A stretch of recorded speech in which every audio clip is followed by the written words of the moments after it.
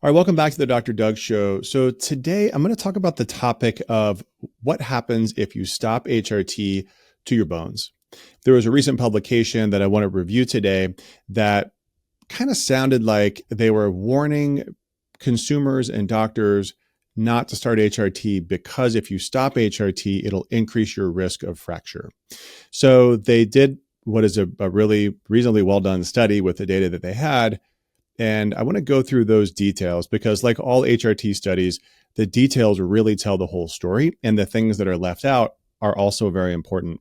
So if you have ever had the concern as a woman or as a partner of a woman, what happens when I stop my hormone replacement therapy as a postmenopausal woman? What will happen to my bones? Will I be at increased fracture risk? Or if your doctor has told you that this is true, maybe because they read the study, this is going to be really important to you. So take a look and a listen as I walk through this study. Now, what I'm going to do is essentially share this study. I'm going to read through the actual PDF, just parts of it. And because some of you listen to this on a podcast in an audio only format, I will read rather than just highlight and discuss. So I'll read little sections. I'll talk about the implications of how they are wording these things. And then we'll come out on the other end with a recommendation of what to do about HRT. Should you consider not starting HRT as a postmenopausal woman? Because if you stop, your fracture risk will go up.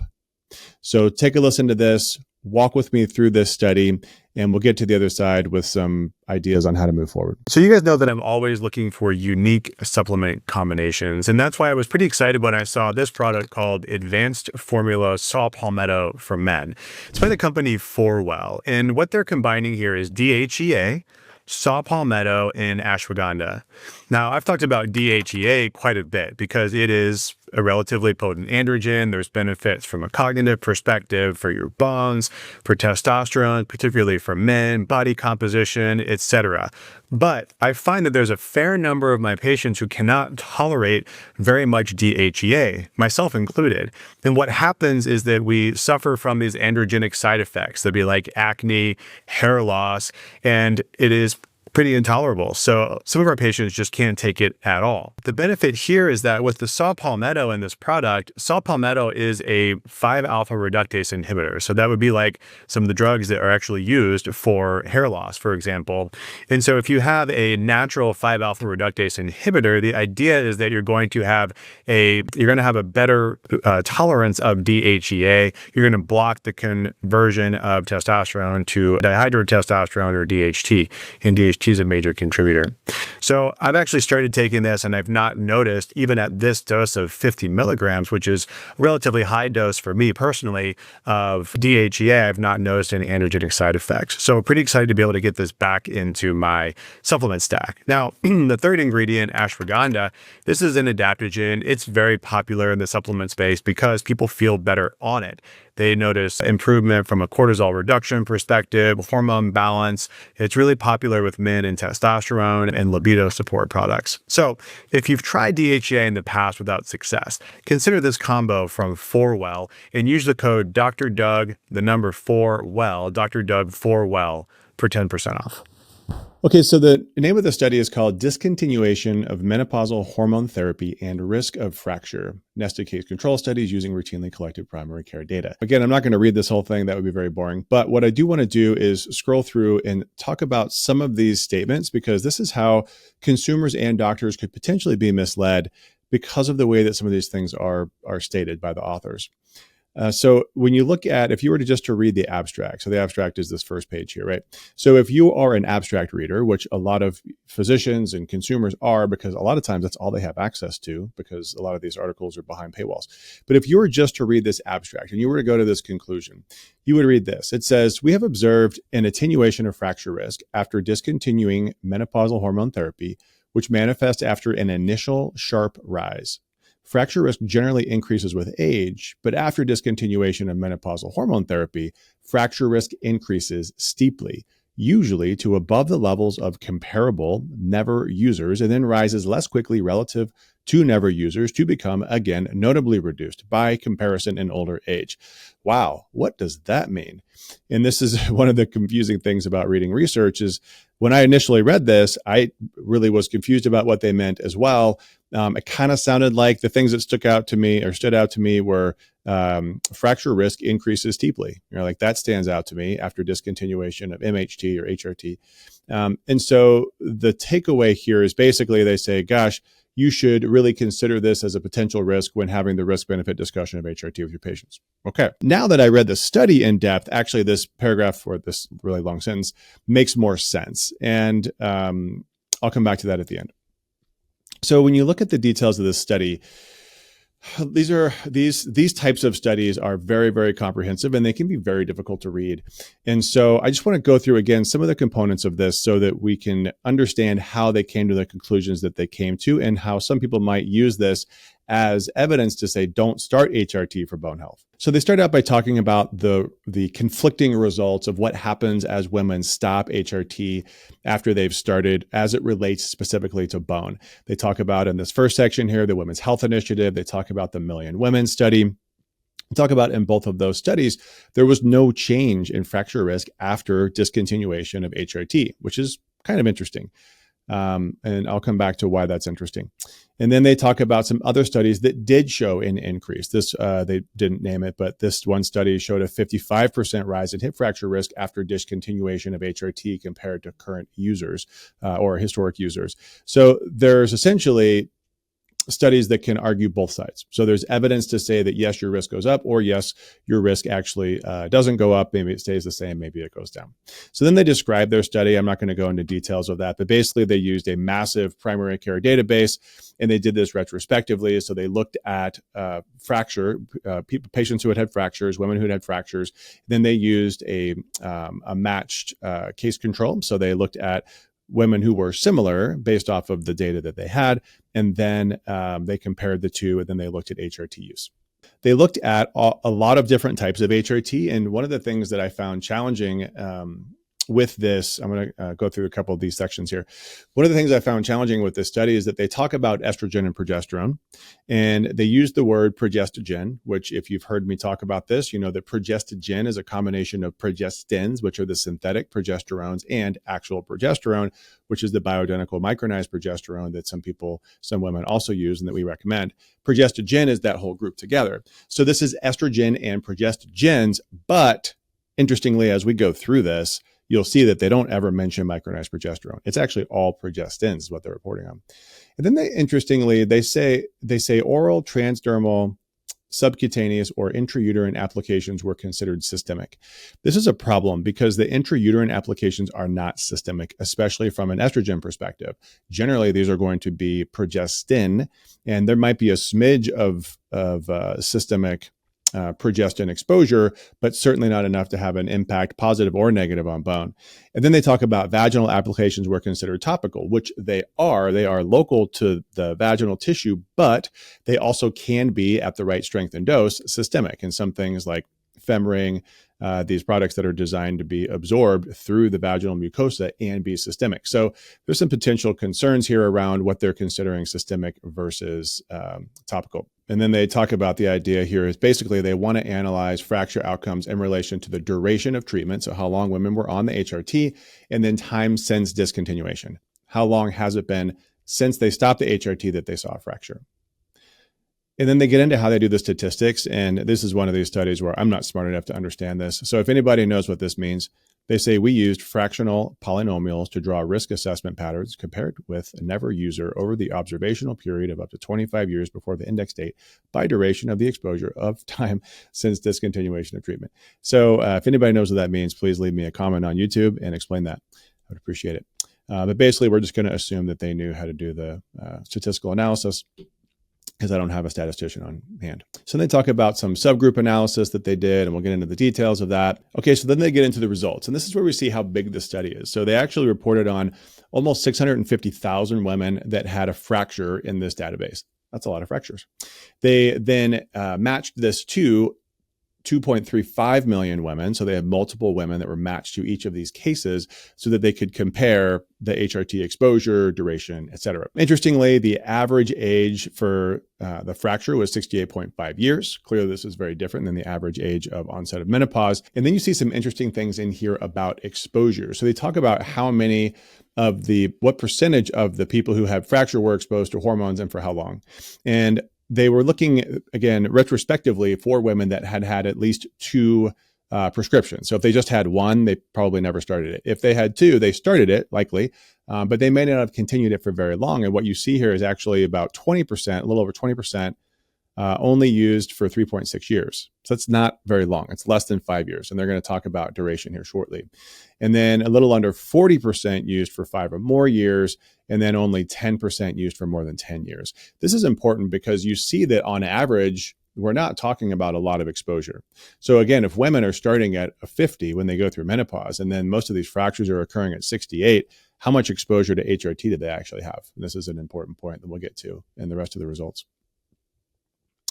All right, so here's some interesting concerning bias around the way that the groups were matched and the things that didn't line up. So in general, the HRT group was younger, which you'd think would be a positive thing. But if you look at this, they were more likely to have a diagnosis of anxiety. They were more likely to have a prescription for antidepressants, proton pump inhibitors, sedatives, and systemic corticosteroids. All of those things have the potential to worsen bone quality, increase fracture risk, and reduce density. So this is actually concerning, and the numbers aren't huge. It's 2%, 3%, but you'll see when we get to the actual numbers that those would matter. So they say overall, compared with never use, current users had a decrease in fracture risk, which is intuitive, right? We see this in just about every study using HRT at any kind of reasonable form and dose. It reduces fracture risk. That's why it's FDA approved in the US for prevention of osteoporosis, or at least estradiol is. And then they get into this concept of what happens after you stop. So how long after you discontinue do you see a change in fracture risk, if at all? And what they want to show here is that depending on what you were taking, how long you were taking it, and how long after you stopped, what is your risk of fracture over time? And is it worse than, in any of those scenarios, worse than never using hormones in the first place? So essentially what they start out by saying in this little paragraph here is the saying that upon discontinuation, risk does go up. The question is by how much and then what happens after. And we'll get into the details of that. But what they're saying is that as risk goes up, there's a concern that there are people at risk for fracture here that otherwise wouldn't have been at risk for fracture. So I'm not going to read these next little sections here, but essentially what they're saying is that if you compare long-term use, which is over 10 years, to short-term use, which was less than 5 years, there's a difference in what these curves look like. And I'm going to show you these curves and describe them there. They put all these numbers in here, but basically the summary is long-term use had better protection, especially estrogen only for women that had undergone a hysterectomy. Short-term use had less increased risk of fracture after discontinuation.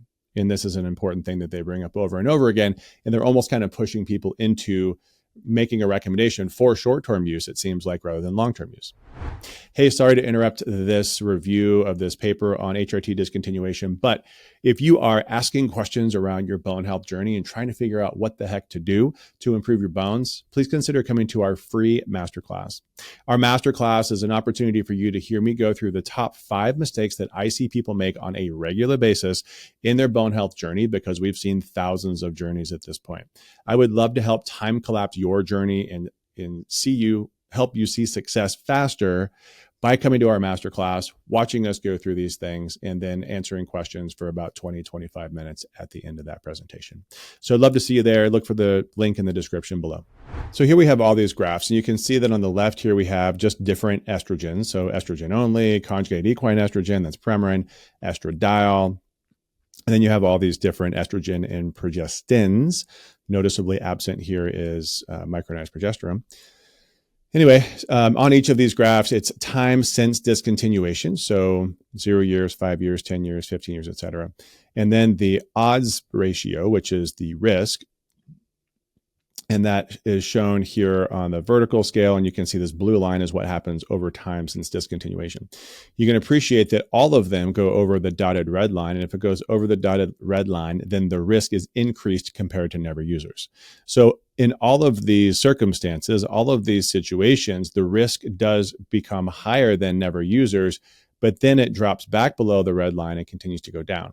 There's another graph that actually shows this better, but the short version of that is that, again, if you are on HRT, you are protected from fracture. Once you come off, your risk does go up, and it actually crosses those of never users in some circumstances, but then it comes back down. And it's the what happens after that that I think is most interesting. All right, so here's another comparison where they're talking about less than 5 years of use versus more than 5 years of use. And so these graphs, same design. So this is time since discontinuation, and then the odds ratio.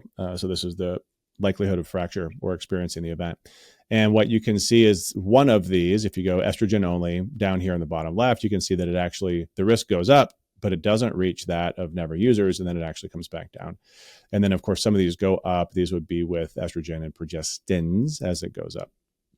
And then 5 years or more, 5 years or less, they're dividing short-term use versus longer-term use. And you can see that longer-term use has better outcomes. So this is where they start talking about long-term versus short-term and how the severity of the increase in fracture risk is worse in long-term use. And this is frustrating because it kind of leads people down the pathway of saying, well, I should just do short-term use then and just treat my symptoms of menopause. However, the downside of that is if you do that, then you're not going to continue to protect your bone, likely your brain and your heart. And while you're maybe avoiding this rebound, the benefit overall is not as good. They show that in these graphs here. And so these are a little bit confusing to interpret, but let's just look at the one on the left. So this is estrogen only. And this is the incidence rate per 10,000 women years. And the black line that sort of is a little bit flat to begin with and then gets steeper as it goes up, this is never users, right? So unexposed women is how they describe it here. And then the red line is discontinuation of estrogen after short-term use. You can see that women were protected by it. They stopped using it. The risk went up. It actually crossed over, and then it came back down. And then in the long term, the age, you see that 70s, 80s, 90s, they're actually protected again from fracture. So yeah, there is a little increase there, but then they're protected. So even short-term use from the health span perspective is probably protective. And then you can see the green line, it never crosses those of never users, although it becomes really close. And then they're protected even better than short-term use over the long term. Why would that be? It's probably because you're having a positive impact on bone metabolism for this window right here. You're having this positive impact on bone metabolism here. And then if you look at estrogen and progestins, similar graphs, but just worse results and worse data because the progestins can be bad for bone, although not always. So then here they talk about some of the adjustments that they made. So they tried to adjust with the matching for ethnicity, BMI, alcohol consumption, smoking status, things that they had access to. But what they didn't talk about here is what about bone mineral density? Not everybody had it, right? And you wouldn't expect them to. What about bone quality? Certainly didn't have that, didn't have a TBS, they didn't have a REMS. What about other risk factors for fracture? What if all these women that were seeing fractures in this curve here, what if the ones that saw fracture went on HRT because they were at high risk, high genetic risk? They had celiac disease. They have some other malabsorption issue. They have a history of an eating disorder, right? All of these things that put them at risk for having poor bone quality. Maybe they were trying to prevent that with HRT. They went off the HRT, and then, of course, their risk went up, as we would expect it to. So the study did not control for some of the biggest risk factors that I would worry about when looking at what is the risk of fracture over time. And so remember too, when in the beginning of this, we looked at the potential bias in the groups. And one group had a higher rate of using drugs like antidepressants, likely SSRIs are a big part of that, PPIs and corticosteroids. So we know that these drug classes are going to increase fracture risk and decrease BMD. At least 2 out of the 3. So again, that puts this group at a higher risk of having fractures anyway, which is difficult to take into account. So something I think is interesting, if you compare the use of HRT to the use of the guideline-based bone drugs, right? So the bisphosphonates, the Prolia, the potentially the anabolics. They're trying to make an argument here, or trying to demonstrate how much the fracture risk goes up if you stop HRT. which is good to know. I'm not saying that's not important. But what they don't compare it to is what happens with fracture risk as you come off of bisphosphonates, as you come off of Prolia, as you come off of anabolic drugs and don't go on a bisphosphonate or Prolia. So I think it should be expected. If you come off of one of these drugs, you're going to stop seeing the benefit of the drug. That's why you take it. So HRT is no different. HRT is not a magic pill that's going to work. You take it for 1 year or 5 years, and then it's going to work for the rest of your life. That's not how it works. I think the fact that it does continue to protect bone over the lifespan is actually pretty remarkable. I wouldn't expect it to with such a massive degree. So I think this is a little bit like kind of proving what we would think logically, that if you come off of the drug, you're going to see an increase in fracture risk. I would, again, expect that. You're likely going to see a drop in bone mineral density, elevation in bone turnover markers, et cetera. But that's not really different than coming off of any other drug. And the benefit of HRT is you can use it in the long term. Not all women are going to use it forever, and that's okay. But there isn't a compelling reason from a timeline perspective to come off of HRT unless you develop a medical problem that is going to have an impact on your ability to be a candidate to use HRT. So overall, the tone of this paper, it feels like to me to be careful recommending HRT because of this potential increased fracture risk when you come off of it. I think that's really the wrong approach when you're talking about the risk benefit of using HRT.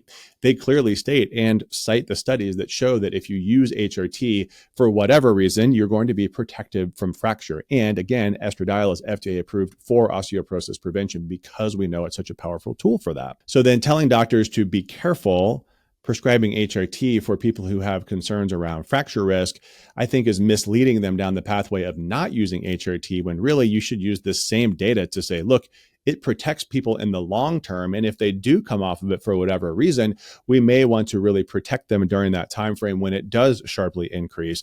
But that doesn't mean don't use it. That just means be knowledgeable of what's going to happen to your patient when they come off of these drugs. So my concern with a study like this is not that they're asking the wrong questions. These are actually good questions to ask. My concern is that people that oppose HRT just morally, ethically, clinically, people that are opposed HRT are going to use this as a tool to then not recommend HRT to women who would otherwise benefit from it.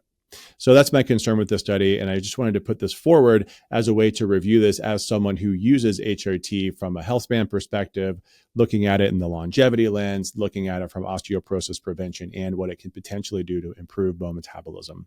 So that's it for this one. I hope that wasn't too slow and boring for you. Would appreciate your feedback on this type of review. Is a little bit different than how I usually do it. And remember that life is about making memories and aging with strength and grace. I'll see you in the next video.